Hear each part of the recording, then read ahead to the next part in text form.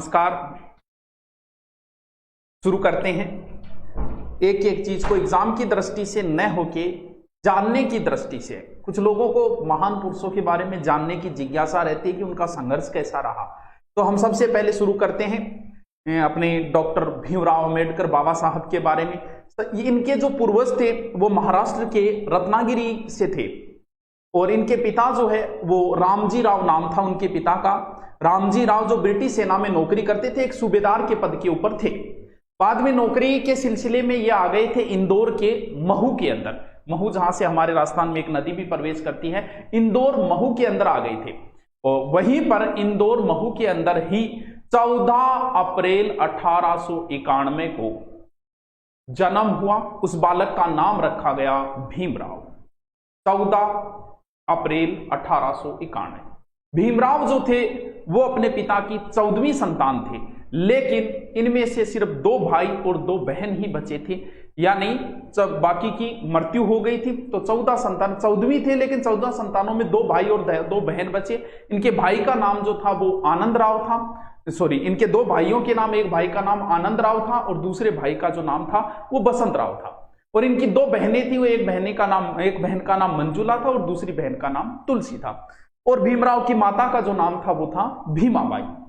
धीरे धीरे हम आगे की ओर अग्रसर करते हैं। बच्चे का जन्म हुआ, खुशी मनाई गई। कहते हैं कि पूत के पैर पालने में ही दिखाई दे जाते हैं। प्रतिभाशाली बालक का भी पता चल जाता है। कहते हैं कि भीमराव का माथा बहुत चौड़ा था। मैं यहाँ पे जो शब्द प्रयोग में ले रहा हूँ, अभी वो बच्चे हैं इसलिए मैं यहाँ भीमराव शब्द काम में ले रहा हूँ, तो इसको कोई अन्यथा न ले। जैसे जैसे उपाधियां मिलती जाएगी वैसे उन शब्दों का हम प्रयोग करते जाएंगे। तो माथा जिसका चौड़ा हो, कहते हैं कि वो प्रतिभाशाली बालक होता है। तो इससे लगा कि ये बालक जो है वो बड़ा ही प्रतिभाशाली बालक होगा। अब हम इनके पिता की आर्थिक स्थिति का जिक्र करते हैं। हाँ, माना कि इनके पिता जो है वो एक सूबेदार के पद पे थे, लेकिन उस समय ज्यादा तनख्वाह नहीं हुआ करती थी। इतनी तनख्वाह होती थी जिससे लेके, और फिर एक फौज की नौकरी थी तो उसमें वो 15 साल ही नौकरी कर पाए, उसके बाद में हो गए रिटायरमेंट। तो अब उन्हें लगा कि आर्थिक स्थिति खराब हो रही है धीरे धीरे, तो वो उन्होंने क्या किया कि महू को छोड़ दिया उन्होंने, और महू की जगह कहाँ आ गए? महू की जगह जो है वो आर्थिक वजह से, पलायन की वजह से महू से वो सतारा आ गई, यानी सतारा आके रहने लगे। लगभग 1 माह तक इधर उधर जो है वो पिताजी नौकरी की तलाश में इधर उधर ढूंढते रहे, नौकरी नहीं मिली। लगभग 1 महीना निकल गया। एक पत्नी है, 5 बच्चे हैं, तो धीरे धीरे आर्थिक स्थिति भी कमजोर होती जा रही है। फिर एक दिन वो गए और किसी एक कंपनी के अंदर उन्होंने थोड़ा सा गार्ड की नौकरी मिल गई, 40 रुपये तनख्वाह के हिसाब से। धीरे धीरे बालक भी बड़ा होता जा रहा है। अब भीमराव की उम्र हो चुकी है 5 साल। तो इनकी माता ने कहा कि किसी स्कूल में दाखिला करवाओ इनका। अब एक साइड में तो नौकरी पे जाना और इधर स्कूल ढूंढने के लिए किसी स्कूल में जाना कि भी कौन सी स्कूल में। अब दक्षिणी भारत में, हमारे उत्तरी भारत से दक्षिणी भारत में थोड़ी छुआछूत ज्यादा है, और उस समय तो कितनी थी, तो ये महार जाति से थे। अब वो जैसे स्कूल में जाते, नाम सुनते एडमिशन नहीं लेते, बोल जी हम तो नहीं पढ़ाएंगे। ऐसे करके दिन निकलते गए। इधर नौकरी पे जाए तो उधर मालिक की रोज लेट। तो एक दिन करके किसी स्कूल के अंदर गई, तो वहां पर उनको स्कूल में एडमिशन तो हेडमास्टर ने दे दिया, लेकिन एक शर्त पे दे दिया कि अछूत होने की वजह से हम यहाँ नहीं बिठाएंगे, हम क्लास के बाहर जहाँ बच्चे चंपल वगैरह खोलते हैं वहीं पर बिठाया जाएगा, और अपनी जो बिठाने की जो गुदरी वगैरह बोलते हैं वो गुदरी भी अपने साथ ही लेके आएंगे। ठीक है, अभी किसी तरीके से बच्चे को पढ़ाना था, तो बोल ठीक है जी, बोलो आप अपने बच्चे को भी समझा देना कि किसी को छुए नहीं और कोई इनको न छुए। अब पढ़ाई धीरे धीरे पढ़ाई, प्रतिभाशाली बालक थे, पढ़ाई में भी होशियार थे, लेकिन धीरे धीरे संकटों का कष्ट जो है वो तो आता ही जाएगा, कोई ना कोई नया संकट आता ही जाएगा। हाँ, पढ़ाई में होशियार होने की वजह से अध्यापकों के बड़े प्रिय हो गए थे वो धीरे धीरे। अब बच्चे भी वही बात है, छुआछूत ज्यादा थी, बच्चे भी ये बातें बोलते थे, इसको छूना मत, ये तो अछूत है। हाँ, माना कि भीमराव उस समय 5 साल के हैं, लेकिन इन सारी चीजों को वो समझते जरूर हैं। अब एक समय ऐसा आया कि इनकी माता जो है बीमार हो गई, भीमाबाई। डॉक्टर को बुलाने के लिए गए तो डॉक्टरों ने आने से मना कर दिया, बोल भी अछूत है, हम तो नहीं जाएंगे। लेकिन कहीं ना कहीं मानवता जिंदा होती है। कहते हैं कि एक वृद्ध डॉक्टर आया और उसने इलाज करने की कोशिश की, लेकिन फिर भी सही इलाज नहीं हो पाया। लगभग 1 महीने तक माताजी बीमार रही और उसके बाद में उनकी हो गई मृत्यु। यानी परिवार के ऊपर जो है वो संकटों का बोझ आता ही जा रहा है। अब परिवार की जो पूरी जिम्मेदारी है वो राम जी के ऊपर आ गई, रामजी राव के ऊपर आ गई। एक तरफ नौकरी करना, एक तरफ 5 बच्चों को संभालना, यानी वो रात को लेट आते, फिर खाना बनाते, रात का खाना ही सुबह खा के भीमराव स्कूल की ओर जाते थे।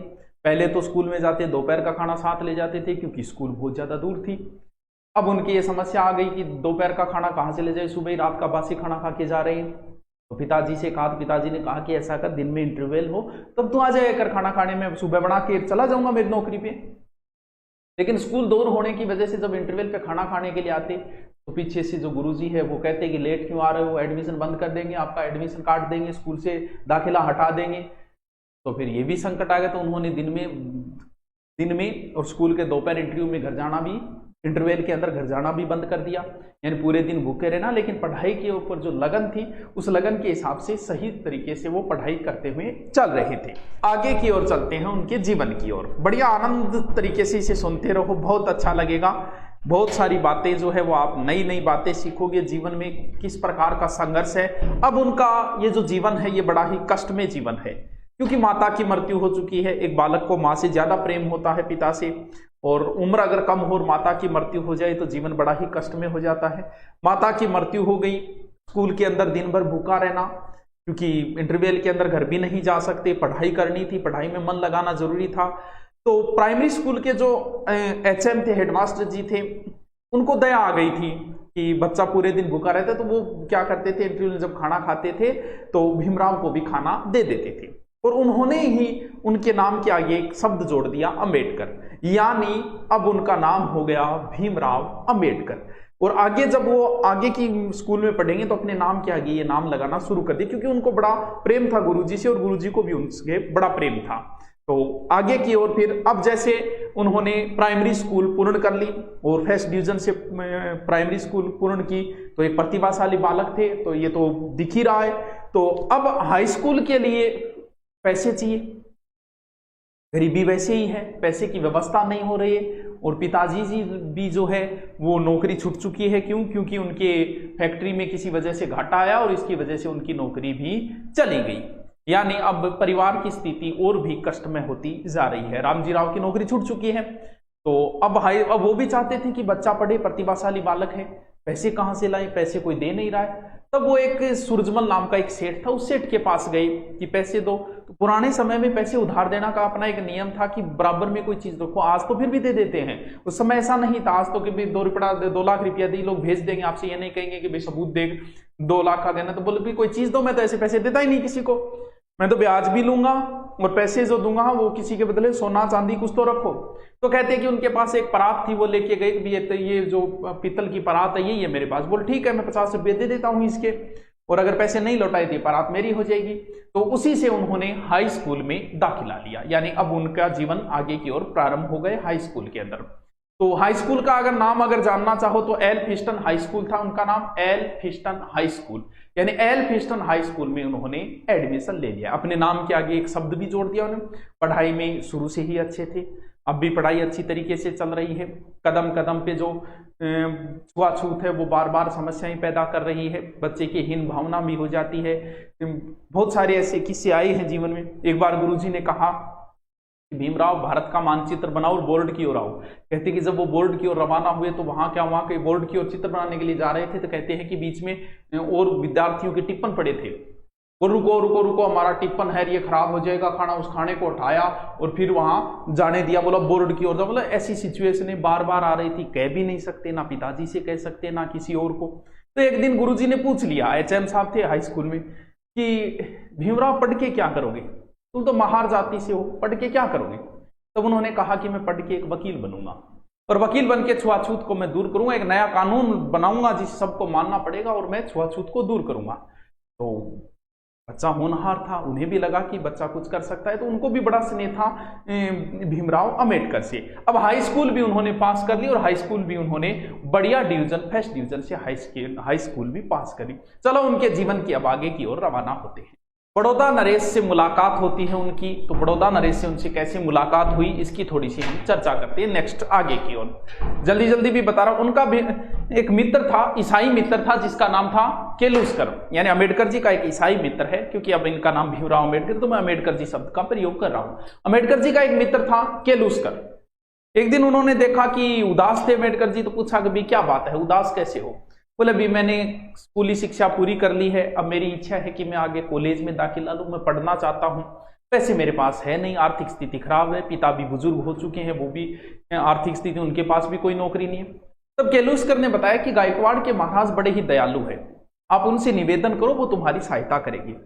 और वो बड़ौदा मुंबई में भी रहते थे, तो वो मुंबई नरेश की कोठी पे गए अम्बेडकर जी और उनसे मुलाकात की। तो उन्होंने पूछा कि युवक कौन हो तुम?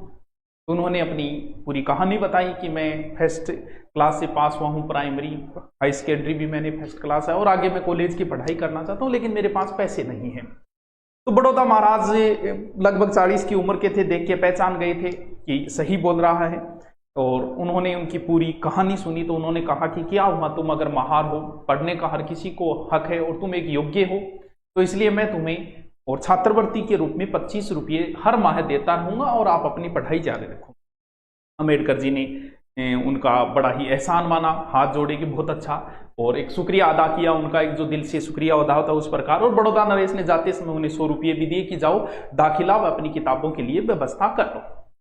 अब मुंबई के अंदर ही है वो, पिता की स्थिति धीरे धीरे मुंबई आ गए, धीरे धीरे पिता की स्थिति भी खराब होती जा रही है, क्योंकि नौकरी तो पहले से ही छूट चुकी है, और अम्बेडकर जी ने भी बीए कर ली है, तो पिता वृद्ध भी हो चुके हैं। तो पूछ लिया एक दिन के, पिताजी दुखी क्यों हो? तो क्या करूं भी, आर्थिक स्थिति खराब है, मेरा शरीर अब साथ नहीं दे रहा है, तो मैं करूं क्या? तो अम्बेडकर जी ने कहा कि मैं बीए तो मेरी हो गई, आगे की पढ़ाई में प्राइवेट कर लूंगा, और मैं नौकरी कर लूं, और तो क्या? बोले कहाँ करोगे? बोले सेना में कर लूंगा मैं नौकरी। तो भी सेना में नौकरी कर लो तो देख लो भी, कर लो ट्राई। तब कहते हैं वो सेना कार्यालय में गए, वहां पर उनका टेस्ट हुआ, पेपर वगैरह हुआ, उनमें पास हुए, क्योंकि होशियार तो थे ही शुरू से ही।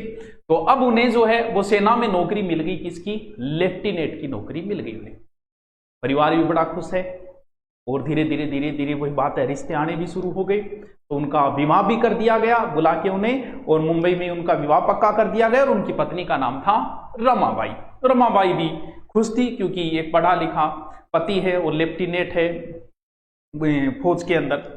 अब पिताजी की धीरे धीरे वृद्धावस्था आ चुकी है, और पिताजी बीमार हो चुके हैं।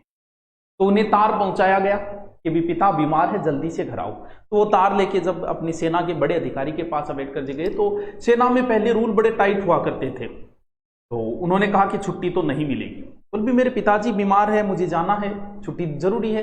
बोल नहीं जी, छुट्टी किसी सूरत में नहीं दी जाएगी। बोल मुझे मेरे पिताजी से मिलना जरूरी, नौकरी में और मिल जाएगी, पिताजी और मिलेगी जरूर, पिताजी और नहीं आ सकते, नौकरियां और मिल जाएगी, मैं अपनी नौकरी से त्याग पत्र देता हूं। बोल दे दो। नौकरी से त्याग पत्र दिया, अपने हथियार अपनी ड्रेस वहीं छोड़ी, त्याग पत्र दिया, और त्याग पत्र तुरंत स्वीकार कर लिया गया। वहीं से वो घर पहुंचे।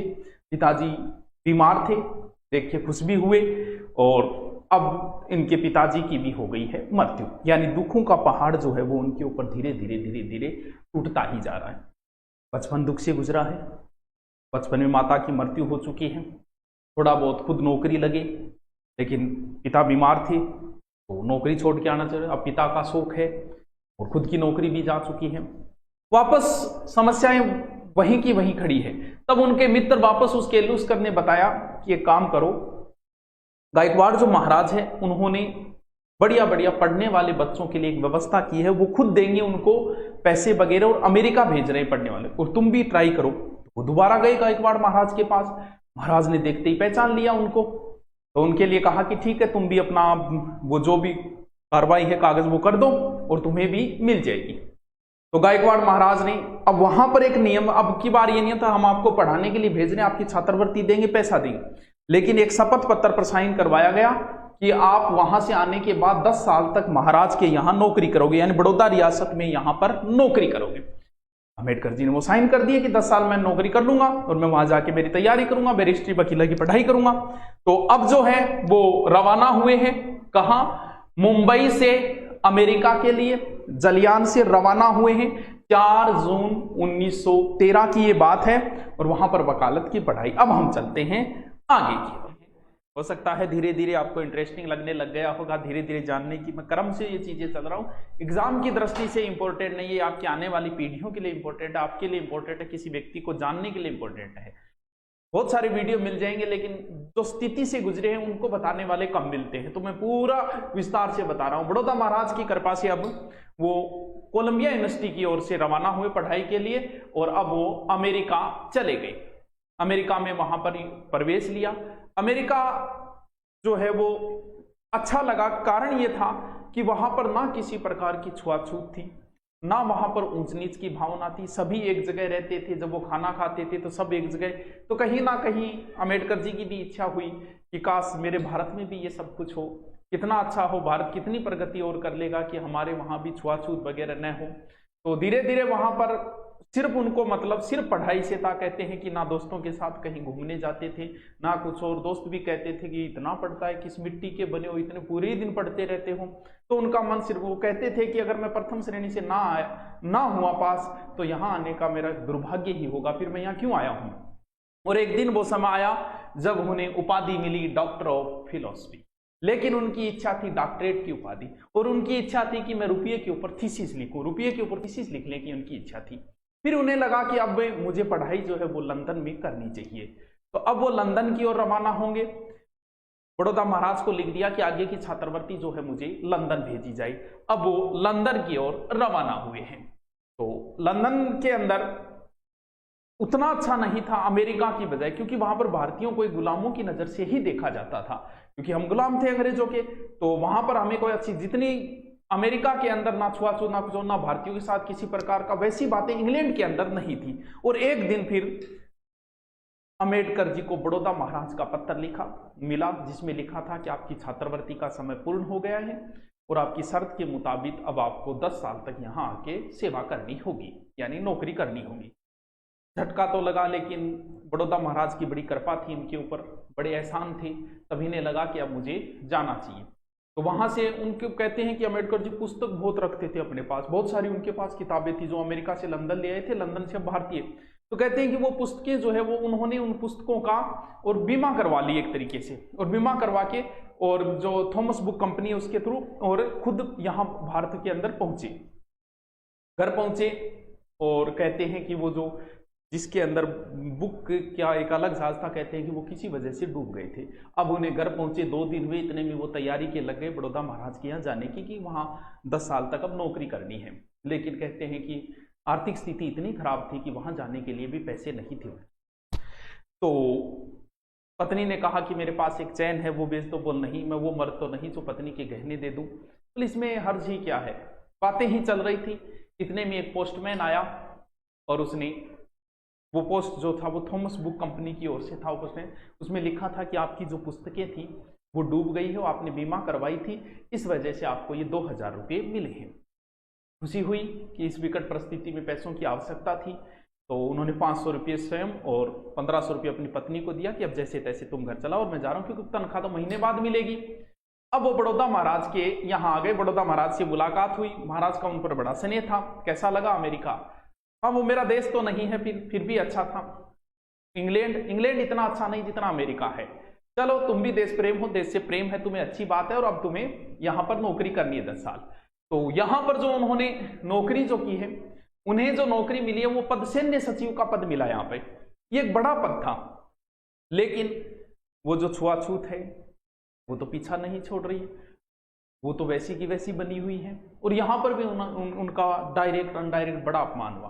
बड़ौदा महाराज नहीं करते थे। कहते हैं कि बड़ौदा महाराज को जब सूचना मिली कि अम्बेडकर जी आ रहे, तब उन्होंने कहा कि बहुत बुद्धिजीवी और पढ़े लिखे, जाओ उनको रेलवे स्टेशन पर कोई लेने के लिए जाओ। कहते हैं कि कोई नहीं गया, उन्होंने तो ऑर्डर दे दिया, लेकिन बोल भी हम तो क्यों जाए, नीचे जात वाला है, नहीं जाएंगे, ऐसे करके लेने के लिए नहीं गए। लेकिन उन्हें इस बात का नहीं पता था, वो बड़ौदा महाराज के आ गए और नौकरी करने लगे। उनका काम था ईमानदारी से नौकरी करना। कहते हैं कि बड़ी ईमानदारी से नौकरी कर रहे थे वो, बड़ी सही तरीके से वो सेना का संचालन भी कर रहे थे, बढ़िया तरीके से। और एक दिन, लेकिन वो छुआछूत वाली तो चलनी है। और एक दिन एक कहते हैं कि प्यास लगी थी, तो किसी चपड़ासी से कहा अम्बेडकर जी ने कि यार पानी पिला। बोल पानी तो नहीं पिलाऊंगा। नहीं पिलाऊंगा? क्या हुआ, पानी नहीं है क्या? बोल है तो सही, लेकिन तुम नीची जात के हो, तुम्हें पानी नहीं पिलाऊंगा मैं। तकलीफ भी हुई, लेकिन महाराज का भी एहसान है, 10 साल तक नौकरी भी करनी है। और ऐसी ऐसी सिचुएशन आई कि उन्हें कोई मकान तक नहीं दे रहा था। मेस में अगर बैठने जाते तो कोई पास में नहीं बैठता था, कोई खाना नहीं खाता था। अब ये सिचुएशनों से गुजरने के बाद इन्होंने राजा से एक दिन मकान, एक पारसी सराय के यहाँ रुके, वो मकान लिया, मकान कोई दे ही नहीं रहा था, पारसी सराय के यहाँ मकान लेके रहे। तो कुछ दिन तो मोहल्ले वालों को पता नहीं चला, जब मोहल्ले वालों को पता चला तो कहते कि मारने के लिए आ गए, वो निकलो यहाँ से जल्दी से। उन्होंने माफी मांगी कि ठीक है अभी निकलता हूँ, लेकिन मेरी मजबूरी थी, मुझे कहीं मकान नहीं मिल रहा था। तो एक दिन परेशान होकर उन्होंने बड़ौदा महाराज को पत्र लिख दिया कि महाराज मैं इस सिचुएशन में नौकरी नहीं कर सकता, सेवा करना मेरे लिए बड़ी मुश्किल हो गए, मैं आपकी सेवा करना चाहता हूं, यहाँ पर मैं नौकरी करना चाहता हूं, 10 साल तक आपने जो मुझ पर एहसान किए हैं, क्योंकि उनकी इच्छा थी कि ये 10 साल करके मेरे पास पैसे हो जाएंगे, वापस पढ़ाई करने के लिए चले जाऊंगा, जो मेरी इच्छा है थीसिस लिखने की, वकील बनने की, वो सारी पूरी कर लूंगा। महाराज के पास गए, महाराज ने क्या किया कि बड़ौदा महाराज ने अपने दीवान के पास भेजा कि जाओ आप दीवान के पास चले जाओ, आपका समाधान हो जाएगा। दीवान के पास पहुंचे वो, दीवान ने कहा कि समस्या क्या? बोले समस्या ये। दीवान बोला कि इस मामले में तो मैं भी क्या करूं, तो समाज से हटके तो मैं भी नहीं चल सकता। उन्होंने बड़ौदा महाराज को भी ये कहा कि देखो भी समाज से हटके तो मैं भी नहीं चल सकता। तो फिर उन्होंने परेशान होके बोल भी फिर मैं भी नौकरी नहीं कर सकता इस सिचुएशन में, और उन्होंने नौकरी से दे दिया त्याग पत्र। और त्याग पत्र देके अम्बेडकर जी वापस कहाँ आ गए? अपनी पत्नी के पास, मुंबई। अब हम आगे की और नई नई चीजों की ओर रवाना होते हैं, चलो चलते हैं। अच्छा लग रहा होगा, इंटरेस्ट आ रहा होगा आपको। स्थिति धीरे धीरे आर्थिक स्थिति तो वैसी की वैसी बनी हुई है। उनका वो सच्चा दोस्त केलूस कराया एक दिन, तो कहा कि क्या बात है, चिंता में कैसे हो? बोले क्या करूं, आर्थिक स्थिति, कहीं नौकरी। बोले आज एक कॉलेज का विज्ञापन आया है, उस कॉलेज में प्रोफेसर की आवश्यकता है, तुम ट्राई कर सकते हो। बोला तुम भी साथ चलो। तो दोनों मित्र कॉलेज में गए और वहां पर उनके इंटरव्यू वगैरह हुए और उसके बाद में उन्हें कॉलेज का प्रोफेसर बन गए। यानी वहां पर अर्थशास्त्र और राजनीति जो है वो कॉलेज के अंदर पढ़ाने लग गई। बड़े ही काबिल प्रोफेसर थे, बच्चे भी प्रशंसा करते थे, क्योंकि वैसे नहीं होता कि चर्चा बोलो भाई ये वहां से पढ़ के आए, तो वही बात है, इनके बारे में चर्चा हो रही थी, बोले इंग्लैंड और अमेरिका पढ़े हुए हैं, तो अच्छे तरीके से मेहनत कर रहे थे। एक दिन कोई घड़े के अंदर से उन्होंने पानी पी लिया और इतने में उनके एक गुजराती प्रोफेसर ने उन्हें रोका। बोले ये क्या कर रहे हो, घड़े से पानी कैसे पी रहे हो, तुम तो अछूत हो। इतने में कुछ और प्रोफेसर आ गए, ये गलत है, और उस घड़े को फुड़वा दिया। उन्होंने माफी मांगी अम्बेडकर ने, ठीक है भी मैं अपना पानी साथ लेके आऊंगा। घर आए, उन्होंने सोचा कि मुझे तो उसी समय त्याग पत्र दे देना चाहिए, जहां इज्जत नहीं वहां काम करने का। लेकिन वही बात, आदमी बार बार कोई काम छोड़े तो उसकी छवि खराब होती है। तो उन्हें लगा कि नहीं, मुझे काम नहीं छोड़ना चाहिए, वरना फिर छवि की आर्थिक स्थिति भी ठीक है, पैसे भी अच्छे मिल रहे हैं। तो काम को उन्होंने एक बार वैसे ही जारी रखी। और अब उनके पुत्र का जन्म होगा। पत्नी जो है रमाबाई गर्भवती थी और इनके पुत्र का जन्म हुआ और उस पुत्र का नाम था यशवंत राय। अब उनके पास पैसे ठीक थे, कहते हैं कि 5,000 रुपये उनके पास थे। 5,000 उनके मित्र जो है वो नमन भटेना उनका अच्छा मित्र था, कहते हैं कि उन्होंने भी उनका सहयोग किया। फिर कहते हैं कि कोल्हापुर राजा की ओर से 5,000 का उन्हें चेक भी मिल गया। तो उन्हें लगा कि अब मुझे लंदन में अपना जो सपना था उस सपने को पूरा करने के लिए मुझे लंदन जाना चाहिए। तो अब वो लंदन की ओर रवाना होंगे। चल, लंदन में रह के बढ़िया तरीके से अपनी पढ़ाई वापस जारी कर दी है। बड़ौदा नरेश से भी रिक्वेस्ट की कि मेरी आर्थिक स्थिति अब खराब है, थोड़ी सी और सहायता करो। बड़ौदा नरेश ने भी उनको छात्रवृत्ति भेजनी शुरू कर दी। बड़ी अच्छी मेहनत कर रहे थे, 24 कहते हैं कि 18 घंटे पढ़ना, अच्छी मेहनत कर रहे थे। वही बात है कि बड़ौदा नरेश की ओर से छात्रवृत्ति जा रही थी तो कहीं ना कहीं कुछ लोगों की चुभ रही थी ये चीज। तो एक षड्यंत्र रचा गया। कहते हैं कि दीवान की ओर से साइन करके भेजा गया कि आपको आगे से जो है वो पैसे नहीं भेजे जाएंगे। उनके पैरों से जमीन खिसक गई कि भी ये क्या हुआ, सोचा विचारी की। तुरंत उन्होंने रिक्वेस्ट की वापस बड़ौदा नरेश को, गायकवाड़ को। उनके पास वो पहुंचते उन्होंने सोचा कि मैंने तो बंदी नहीं की, ये कौन सा षड्यंत्र चल रहा है दरबार के अंदर। उन्होंने दीवान को बुलाया, बोलो छात्रवृत्ति पहुंच रही है? बोले हाँ जी। चेहरा तो बदल गया उसका, बोला हाँ जी पहुंच रही है, बराबर पहुंच रही है। तो फिर ये क्या है, कोई महार है, कोई अछूत है, तो इसका मतलब ये नहीं है कि वो योग्य नहीं है, वो एक योग्य बालक है और उसको छात्रवृत्ति भेजो, एडवांस की ओर भेजो अगले महीने की। तो उनका ठीक चल रहा। अब उन्हें वहीं पे रुपये की समस्या पे थीसिस लिखी है, वहीं पर उन्हें डॉक्टर ऑफ लिटरेचर की उपाधि भी मिल गई है और डॉक्टर ऑफ फिलोसफी नाम से अब जाने लग गए हैं। बैरिस्ट्री भी उनकी कंप्लीट हो गई है। अब उन्हें भारत की याद सताने लगी है, उनके पुत्र यशवंत की याद आ रही है, पत्नी की याद आ रही है, उनके मित्रों की याद आ रही है, जिनमें उनके दो बड़े ही खास मित्र थे, नमन भटेना और केलूस की जो थे वो खास मित्र थे। उनको सूचना दी कि इतनी तारीख को मैं भारत पहुंच जाऊंगा और भारत में तैयारियां हो रही है कि भी ठीक है अब आएंगे, वकालत कर चुके हैं, बैरिस्ट्री की पढ़ाई कर चुके हैं, वकील बन के आ रहे हैं। तो निश्चित तारीख पे वहां से रवाना हुए और भारत में पहुंच गए। अब यहाँ पर वकालत के लिए जो जरूरत होती है यहाँ से जो कुछ लेने का, तो वो क्या होता है, वकालत के लिए अलग से यहाँ की मान्यता लेने पैसे की आवश्यकता थी। तो वहां भी उन्होंने, नवयन भटेना उनका मित्र था, उन्होंने सहयोग किया। अब वो वकालत करने लग गए। धीरे धीरे वकालत से उनकी चर्चाएं शुरू होने लगी। क्यों? क्योंकि वो जितने भी अछूत थे, जिनके पास पैसे नहीं थे, उनसे नाम मात्र के पैसे लेते थे। अगर है तो दे दो, नहीं है तो कोई बात नहीं।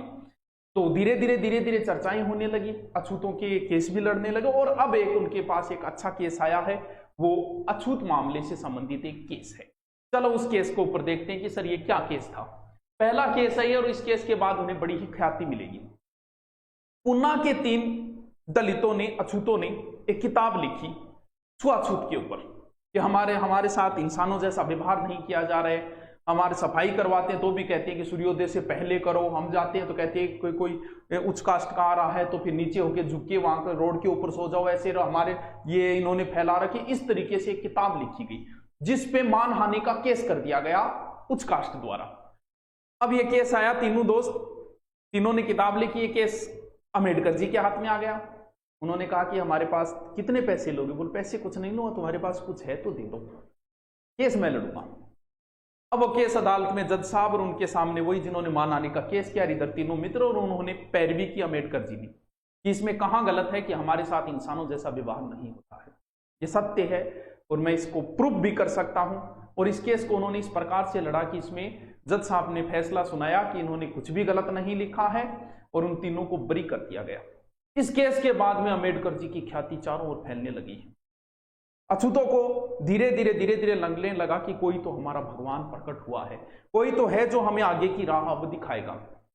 पूरे ये पुणे का केस था, लेकिन पूरे मुंबई में उनकी चर्चाएं शुरू हो गई। अब एक दिन फिर अछूतों ने एक सभा का आयोजन किया और उस सभा में अपनी तरफ से उन्होंने चंदा किया। उन्हें सभा के लिए अम्बेडकर जी को निमंत्रण भेजा कि आप हमारी से, उन्होंने पैसा भेजा कि आप आइए हमारी सभा में और इस सभा का नेतृत्व कीजिए। ये सभा जो है वो कुलाबा के अंदर रखी गई। ये सबसे बड़ी महार सभा थी। अब सारी कहते हैं कि बड़ी अच्छी तैयारियां की गई, उसमें बड़े बड़े पोस्टर लगाए गए।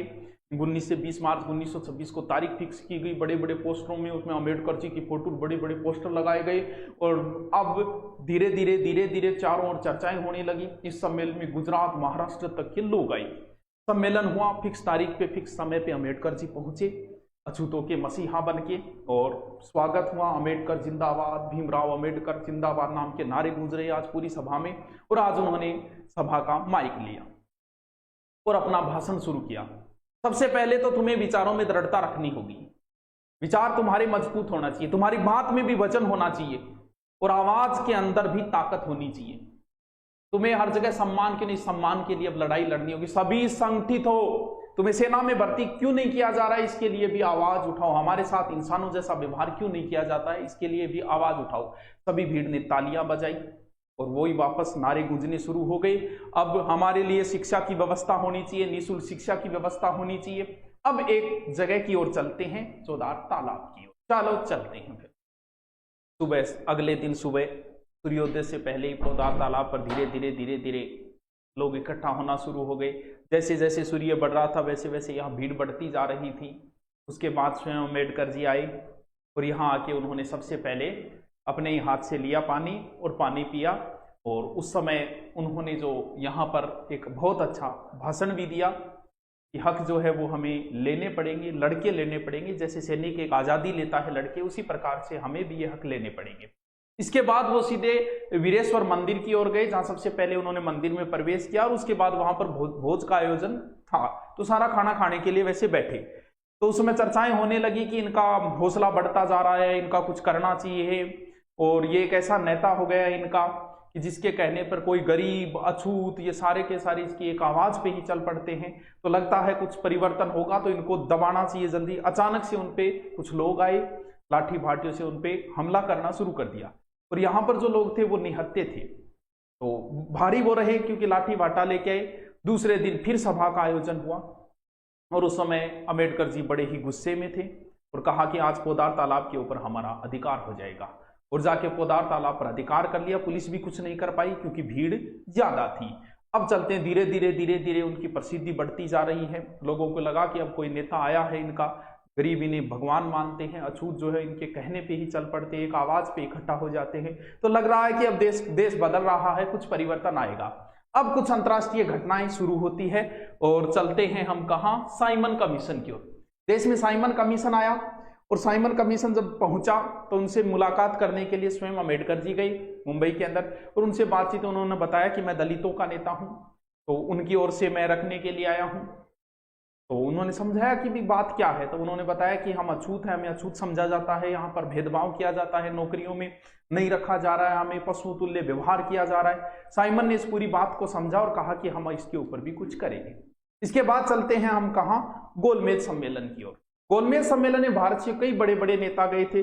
सिखों का नेतृत्व जो है वो सरदार उज्जवल सिंह कर रहे थे, कश्मीर पटियाला के राजा गए, हमारे राजस्थान के बीकानेर के राजा गए थे, तो बहुत सारे नेता इकट्ठे हुए। और दूसरे गोलमेज सम्मेलन की बात है कि वहां पर गांधी जी भी गए हुए थे, और अंत में सबसे लास्ट में अम्बेडकर जी को बोलने का मौका मिला और उन्होंने वहां के राजा के सामने जो है वो रखा कि हमारे साथ बड़ा ही गलत व्यवहार हो रहा है, इसके लिए कुछ किया जाए, हमें जो है वो पशुओं तुल्य समझा जा रहा है, मैं इनका नेता बन के आया हूं। तो वहां पर गांधी जी और अम्बेडकर जी के बीच मतभेद हो गया। बोल भी चाहते क्या हो, बोल मैं चाहता हूं कि प्रांत विधानसभा प्रतिनिधियों की संख्या में वृद्धि हो और इसके बाद में जो है अछूत निर्वाचन क्षेत्र अलग से होना चाहिए। इस बात पे गांधी जी और अम्बेडकर जी के बीच मतभेद शुरू हो। सम्राट ने कह दिया कि अछूतों के लिए अलग निर्वाचन क्षेत्र जो है वो आरक्षित जो है वो कर दिया जाएगा। गांधी जी यहाँ आए और आके पूना की औरदा जेल में उन्हें गिरफ्तार कर लिया था। पूना की औरदा जेल में उन्होंने भूख हड़ताल शुरू कर दी। तो गांधी जी अम्बेडकर जी को भेज रहे हैं संदेश की भी आपके अछूतों को भारतीयों के हक के लिए हम करेंगे, बहुत कुछ किया है। अब मदन मोहन मालवीय जी समझाने के लिए गए अम्बेडकर जी को कि भी एक बड़े नेता हैं गांधी जी को भी देश की जरूरत है, तो कुछ समझौता कर लो। ये चर्चाएं चल रही है, देश के अंदर भी बड़ी चर्चाएं चल रही है इस समय। ये आंदोलन जो है वो बड़ा प्रसिद्ध होता जा रहा है। और फिर गांधी जी की पत्नी कस्तूरबा गांधी और उनका पुत्र देवदास अम्बेडकर जी से मिलने आए। उन्होंने कहा कि मेरे पति की जान अब आपके हाथ में ही है, समझौता करो किसी प्रकार से। और फिर मदन मोहन मालवीय ने फिर समझाया उनको कि ठीक यही रहेगा कि आप किसी तरीके से समझौता कर लो, क्योंकि देश को आपकी भी जरूरत है और देश को गांधी जी की भी जरूरत है। तब अम्बेडकर जी समझौते के लिए तैयार हुए। पुनः समझौता इतिहास में फेमस है, इसका मैं और कोई जिक्र नहीं करके यहाँ पर कोई कंपटीशन के हिसाब से मैं नहीं पढ़ा रहा हूँ।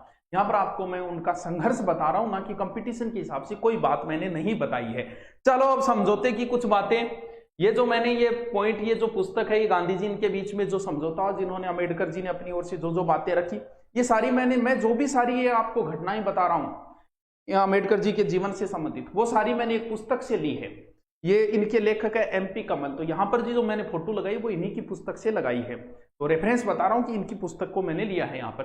तो इनकी कई शर्तें थी, जिनमें शर्तों में मैं अगर पढ़ के आपको सुनाऊं सारी शर्तें, तो पहली शर्त यह थी कि हरिजनों के लिए सीट विधानसभा में जो राज्य की होती है वह 78 से बढ़ाकर 148 कर दी जाए। दूसरी शर्त यह है कि इन सीटों का निर्वाचन कानूनी ढंग से होना चाहिए। तीसरी शर्त यह है कि केंद्रीय विधानसभा में हरिजनों के प्रतिनिधित्व मिले जुले निर्वाचन क्षेत्रों के सिद्धांत के मुताबिक चुनी जाएगी। चौथी शर्त यह कि केंद्र की विधानसभाओं में जितनी सीट नियत होती है उनमें से हरिजनों के लिए 18% होनी चाहिए। पांचवी शर्त में लिखा है कि प्रदेश और केंद्र दोनों की चुनाव प्रक्रिया 10 साल तक उसी तरह चलेगी। फिर छठी शर्त के अनुसार केंद्र और प्रदेश की विधानसभा की जितनी भी आरक्षित सीटें होगी जब हटाई जाएगी तो उनके लिए हरिजनों का जनमत लिया जाएगा। और सातवीं शर्त इस प्रकार थी कि अछूतों के मताधिकार का प्रबंध लीथियन कमेटी की रिपोर्ट के आधार पर किया जाएगा। और डॉक्टर अम्बेडकर और गांधी जी के समझौते की आठवीं शर्त यह थी कि सरकारी नौकरियों और स्थायी नौकरियों में हरिजनों के साथ कोई भी भेदभाव नहीं रखा जाएगा, हर विभाग में जैसी उनकी योग्यता होगी वैसी स्थान दिया जाएगा। नौवीं शर्त यह थी कि अछूत जातियों के लिए हर प्रदेश में शिक्षा का अधिक से अधिक अनुदान दिया जाएगा। 10वीं शर्त के अनुसार छुआछूत को जल्दी से जल्दी देश से हटाया जाएगा। यह समझौता हुआ, समझौता जनता को सुनाया गया कि भी ये समझौता हुआ है गांधी जी और इनके बीच में। ठीक है, अब चलते हैं घर की ओर एक बार। चलो, अम्बेडकर जी कई दिनों से, क्योंकि इन्हीं लड़ाइयों में वो उलझे हुए थे, अब कई दिनों बाद वो घर पहुंचे हैं। घर पहुंचे तो देखा कि पत्नी की तबीयत बहुत ज्यादा खराब है, रमाबाई की तबीयत खराब। आके पूछा यशवंत से कि माँ को दिखाया कहीं? बोले हाँ डॉक्टर ने दिखाया, डॉक्टरों ने तो हाथ ऊपर कर दिए हैं। तो बोले भी ठीक है, मैं व्यवस्था करता हूँ मैं। तो रमाबाई ने कहा कि नहीं, अब तो पास ही बैठ जाओ, लग रहा है अंतिम समय आ गया है। तो इनके बीच में चर्चाएं चल रही है। अम्बेडकर जी कह रहे हैं कि नहीं, तुम ठीक हो जाओगी, गांधी जी के अब समझौता हो गया है, अब दलित भी सर उठा के जिएंगे, अब हम भी उसी तालाब में पानी पिएंगे, अब नौकरियों में हमारा भी अधिकार होगा, अब हम उसी नल से हम पानी भरेंगे जिस नल से और भरते हैं, तो आज समझौता हो गया, तुम भी जल्दी ही ठीक हो जाओगी। लेकिन ये अंतिम समय था रमाबाई का, और रमाबाई की यहाँ मृत्यु हुई। तो अम्बेडकर जी अंदर से टूट गई। रमाबाई की मृत्यु के बाद एक तरीके से वो किसी से भी मिलना जुलना उन्होंने बंद कर दिया। यहां पर उनका नाम बाबा साहब कैसे पड़ेगा ये देखिए, किसी से भी मिलना जुलना उन्होंने बंद कर दिया। जिंदगी से एक तरीके का मोह भंग हो जाता है ना, कई बार जो विरत्व की अवस्था आ जाती है ना, विरक्ति की, उस प्रकार की अवस्था आ गई है। उन्होंने सिर मुंडवा लिया और एक साधु संत के से वस्त्र पहन लिए, किसी से मिलना जुलना बंद। तब उन्हें इस नाम से संबोधित होने लग गए, क्या, बाबा साहब। कई दिनों तक इस स्थिति में रहे और लोगों को लगा कि अब कहीं ये राजनीति से संन्यास न ले ले, लेकिन उन्हें तो अपने समाज के लिए, अपनी जाति के लिए कुछ करना था, दलितों के लिए। फिर वापस वो उसी सिरे से शुरुआत होते हैं। अब एक नई सभा की ओर चलते हैं। आनंद आ रहा होगा, कैसा लगा आपको मुझे नहीं पता, लेकिन अच्छी मेहनत की है मैंने भी। चलो चलते हैं आगे की ओर। अब पत्नी की मृत्यु के बाद वो पहली कॉन्फ्रेंस में शामिल होंगे जिसका नाम है मेवला कॉन्फ्रेंस। हजारों की भीड़ में थी। जैसे ही अम्बेडकर जी पहुंचे, दलितों के मसीहा भीमराव अम्बेडकर जिंदाबाद के नारे लगने शुरू हो गए और यहां भी उन्हें अध्यक्ष बनाया गया। और जब उनकी बारी आई तब उन्होंने बोलना शुरू किया और कहा कि अब जो मैं बोलने जा रहा हूं उसमें हो सकता है आपको आश्चर्य भी हो, मैं धर्म परिवर्तन करने जा रहा हूं। सभा में लगभग 10,000 लोग थे, सबको अचंभा हुआ कि ये क्या बोल रहे हैं। और फिर उन्होंने एक एक बातें बताते हुए, मैं इसकी यहां पर ज्यादा चर्चा नहीं करता, थोड़ा सा सही नहीं है इस हिसाब से, तो धर्म परिवर्तन की यहां पर घोषणा की। और इन्होंने कहा कि मैं हिंदू धर्म में पैदा जरूर हुआ हूं लेकिन मैं मरना नहीं चाहूंगा, और ऐसे धर्म परिवर्तन की घोषणा। अब धर्म परिवर्तन की इनकी आलोचक जो थे ना धर्म परिवर्तन के समय, वो भी कुछ नहीं बोल सके, वो चुप रहे, क्योंकि वो जानते थे कि बहस करने से कोई औचित्य नहीं है। क्योंकि हम जिससे बहस करने जा रहे हैं वो पढ़ा लिखा हमसे ज्यादा है, ज्ञानी हमसे ज्यादा है, घुमा हुआ हमसे ज्यादा है।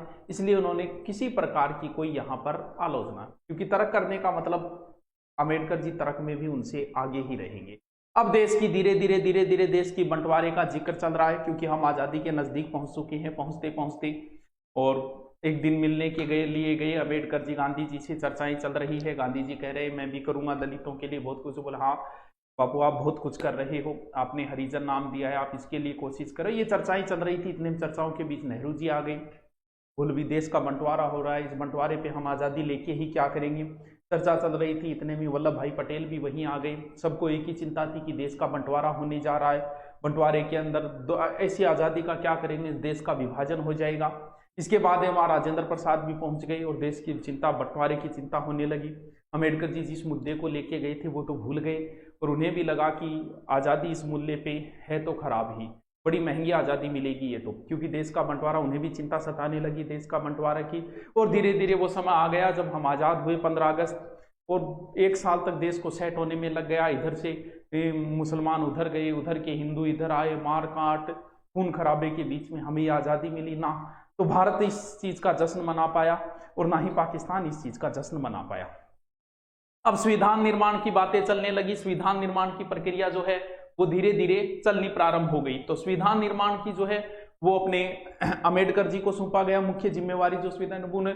और धीरे धीरे वो बीमार भी होना शुरू हो गए थे क्योंकि मधुमेह रोग था, लेकिन फिर भी उन्होंने संविधान निर्माण की जिम्मेवारी ली और मन के अंदर भी ठान लिया कि ऐसा संविधान बनाऊं कि जिसमें कोई भी देश वाला कमी नहीं निकाल सके। तो संविधान निर्माण की प्रक्रिया प्रारंभ हुई, संविधान का सौंप दिया गया। ये निर्माण की प्रक्रिया एक लंबी प्रक्रिया है, तो हम इसका जिक्र यहाँ न करते हुए हम चलते हैं आगे की ओर, क्योंकि आपको जो है वो एक्स्ट्रा फैक्ट बता रहा हूं मैं, अन्य जो चीजें हैं ना वो फैक्ट बता रहा हूं। अब उनको मधुमेह बीमारी ने घेर लिया, तो मधुमेह बीमारी के बीच में मुंबई के मावलकर अस्पताल में वे भर्ती हुए। वहां पर एक लेडी डॉक्टर जो है वो सेवा के लिए अपॉइंटमेंट थी वहां पर, और धीरे धीरे लेडी डॉक्टर ने बहुत अच्छी सेवा की, और उस लेडी डॉक्टर का नाम था स्मिता या शारदा कबीर। और फिर उन्होंने जब स्वस्थ हो गए तब कहते हैं स्मिता या शारदा कबीर से अम्बेडकर जी ने विवाह कर लिया। बाद में जब संविधान निर्माण की बातें चली तो संविधान के सबसे ज्यादा ज्ञाता यही थे, हर देश का संविधान इनका पढ़ा हुआ था, देशों में घूमे हुए ये थे, तो फिर उन्हें संविधान निर्माण में कानून मंत्री बनाया गया। संविधान बनने के बाद में फिर इन्होंने एक बिल पेश किया, हिंदू कोड बिल। इसका विरोध हुआ, सबसे पहले पंजाब में इसका विरोध शुरू हुआ और कानून, अब विरोध के अंदर एक पक्ष इनके पक्ष में आ गया, एक इनके विरोध में आ गया। राजेंद्र प्रसाद ने सीधा कह दिया कि इसको पास नहीं होने दो वरना मैं त्याग पत्र दूंगा। नेहरू जी इसके पक्ष में थे। इस कोड बिल पे इतना विवाद चला कि इनका पास नहीं किया गया। इनको बड़ा दुख हुआ, घर आके बताया डॉक्टर शारदा कबीर को कि ये किया इन्होंने, मैंने इतनी मेहनत की, इस कोड बिल को पढ़ा ही नहीं, तो मैं इस पद से इस्तीफा दे रहा हूं। और इन्होंने इस पद से इस्तीफा दे दिया। अब वो दिन आ गया है, कौन सा, धर्म परिवर्तन। चलते हैं फिर, वो तारीख रखी गई 14 अक्टूबर 1956। वहां से वो नागपुर की ओर रवाना हुए हवाई जहाज द्वारा। ये थे शारदा कबीर भी साथ में थी, पत्नी भी, इनका पुत्र यशवंत भी साथ था और एक इनका जो सहयोगी था नानक चंद सत्तू, वो भी उनके साथ ही था। पहुंच गए, बहुत बड़ी भीड़ थी इनका स्वागत करने के लिए। क्यों? क्योंकि एक तो बहुत बड़े नेता थे, दलितों के नेता थे, कानून मंत्री भी रह चुके थे, विदेशों में घूम चुके थे, समाज सेवी थे। तो जनता ने उनका बड़ा स्वागत किया और अब सभा के अंदर जो है वो इकट्ठे हो गए। कहाँ? नागपुर के अंदर। हजारों की भीड़ थी, नारे लग रहे थे इनके नाम के। तो लोगों में चर्चाएं होने लगी इस बात की, बहुत बड़े स्तर पे चर्चाएं हुई कि अम्बेडकर जी धर्म परिवर्तन कर रहे हैं, शायद वो बौद्ध भिक्षु करके शांति की जीवन जीना चाहते हैं। बहुत लंबा संघर्ष किया। लोग तो ऐसी बातें बनाने लगे, लंबा संघर्ष किया है, अब शांति का जीवन जिएंगे वो बौद्ध भिक्षुक बन के शांति। तो वहां पर अम्बेडकर जी आए, पहले उन्होंने पीले वस्त्र, फिर उनको स्नान करवाया गया, फिर श्वेत वस्त्र धारण किए और सामने जो है बौद्ध भिक्षु की दीक्षा देने वाला चिंतामणि बैठा था। फिर कुछ बातें पूछी जाती है, सिर मुंडवाया गया, स्नान वगैरह किया गया और पूछा गया किसी वस्तु प्राणी किसी से मोह तो नहीं है? वो नहीं जी, किसी प्रकार का मोह नहीं है। फिर वो चिंतामणि उनसे कुछ बातें पूछता है, तुमने संसार से नाता तोड़ लिया? हाँ, मैं संसार से विरक्त हो गया हूं। तुम्हारे मन में कोई इच्छा तो नहीं? नहीं, अब मेरे मन में किसी प्रकार की कोई इच्छा नहीं है। तुम बौद्ध धर्म स्वीकार करने के लिए पूरी तरह तैयार हो? हाँ, मैं बिल्कुल बौद्ध धर्म स्वीकार करने के लिए पूर्णतः तैयार हूं। तुम सत्य का पालन कर सकोगे? सत्य मेरी मां है। तुम कटुवाणी सह सकोगे? मेरे लिए अब संसार में कुछ भी कटु नहीं है। तुम सर्वदा दीक्षा के योग्य हो, मैं तुम्हें अभी दीक्षा देता हूं। ये मैं सीधी सीधी पुस्तक लगा दी है इनकी, MP कमल की। जब चिंतामणि ने ये कहा तो भीड़ ने जोर जोर से तालियां गड़गड़ाहट की और दीक्षा दी। अब बौद्ध भिक्षु चिंतामणि ने अम्बेडकर को दीक्षा देना प्रारंभ किया और उनके मुंह से निकला बुद्ध शरणम गच्छामि, बुद्ध शरणम गच्छामि, संघ शरणम गच्छामि, धर्म शरणम गच्छामि, बुद्ध शरण गच्छामि। और यहां पर उन्होंने अपना धर्म परिवर्तन कर लिया। अब चलते हैं अंत की ओर। महान उस समय वो मधुमेह रोग से बहुत ज्यादा प्रभावित हो गए थे, क्योंकि ये बीमारी ही ऐसी है। उनका बहुत इलाज करवाया गया, लेकिन इस बीमारी का इलाज मुश्किल है, क्योंकि मधुमेह बीमारी है ऐसी है। धीरे धीरे उनका शरीर कमजोर होता जा रहा है। उनकी पत्नी शारदा कबीर सेवा कर रही है, पुत्र यशवंत के भी चिंता और नानक सत्तू ये भी सेवाएं कर रहे हैं और बहुत ज्यादा बीमार हो गए अंतिम समय में। तब उनकी पत्नी रात भर बैठी सेवा कर रही, सुबह नित्य क्रिया जैसे गई तो फिर वापस आई तो महानिर्वाण हो चुका था। और वो तारीख जो है वो 6 दिसंबर 1956, सब जानते हो इस तारीख को। और फिर उन्हें उनके शव, ये बात दिल्ली की है, फिर दिल्ली के बाद उनके शव को मुंबई लाया गया। लाखों की संख्या में लोग इकट्ठा थे अपने प्रिय नेता का दर्शन करने के लिए। और उनको शमशान भूमि में मुखाग्नि जो है उनके पुत्र यशवंत ने दी। और लास्ट उनके लिए जो इस किताब में संबोधन लिखा गया है बहुत अच्छा है। डॉक्टर भीमराव अम्बेडकर दलित वर्ग के नेता थे। वे उच्च शिक्षा प्राप्त थे, उन्हें पूरे संसार के कानून का बहुत अच्छा ज्ञान था। वे देश सेवक, लोक सेवक, राष्ट्रभक्त और दलितों के भगवान थे। वे संसार के एक महान पुरुष थे। उनका अभाव संपूर्ण देश को हमेशा खलता रहेगा। उन्होंने युग की एक नई चेतना दी और सभी को एक डोर में बांधने की पूरी कोशिश की। संसार उनका सदा आभारी रहेगा, वह उनसे हमेशा प्रेरणा लेता रहेगा। वे सदा प्रेरणा के प्रतीक रहे। कैसा लगा ये आपको कमेंट करके जरूर बताइएगा। और मैं चाहता हूं कि ये वीडियो हर तक पहुंचे, हर बच्चे तक पहुंचे, आने वाली पीढ़ियां भी इसे देखें। जैसे ही महापुरुष का कोई जन्म आता है तो कोशिश करते हैं कि उसके बारे में सब कुछ आपको बताया जाए। अब थोड़ी ऑफलाइन में छुट्टी थी तो इस वजह से ये बहुत अच्छा प्रयास करने की कोशिश की। Okay, thank you.